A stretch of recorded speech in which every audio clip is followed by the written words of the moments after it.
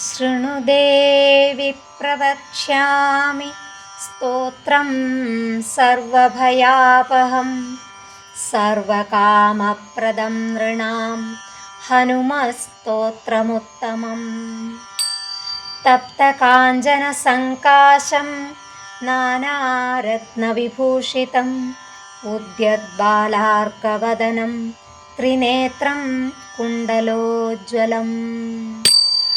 मौञ्जीकौपीनसंयुक्तं हेमयज्ञोपवीतिनं पिङ्गलाक्षं महाकायं टङ्कशैलेन्द्रधारिणम्।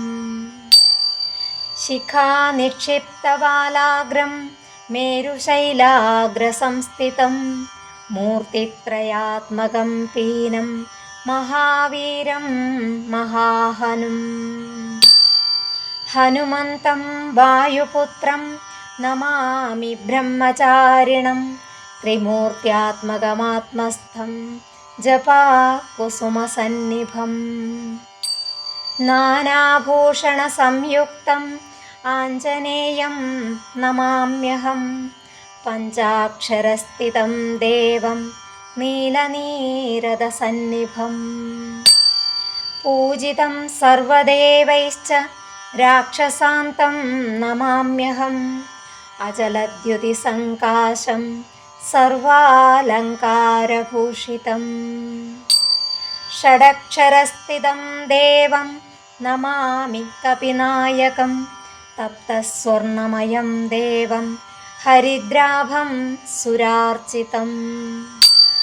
सुन्दरासाब्जनयनं त्रिनेत्रं तं नमाम्यहम् अष्टाक्षराधिपं देवं हीरवर्णसमुज्ज्वलम्। नमामि जनतावन्द्यं लङ्काप्रासादभञ्जनम् अतसी पुष्पसङ्काशं दशवर्णात्मकं विभुम्। जटाधरं चतुर्बाहुं नमामि कपिनायकं द्वादशाक्षरमन्त्रस्य नायकं कुन्तधारिणम्।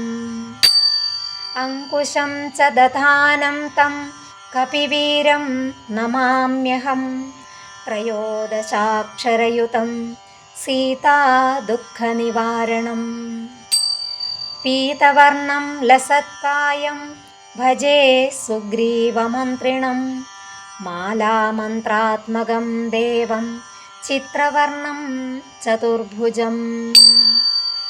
पाशाङ्कुशाभयकरं धृतडङ्कं नमाम्यहं सुरासुरगणैः सर्वैः संस्तुतं प्रणमाम्यहम्।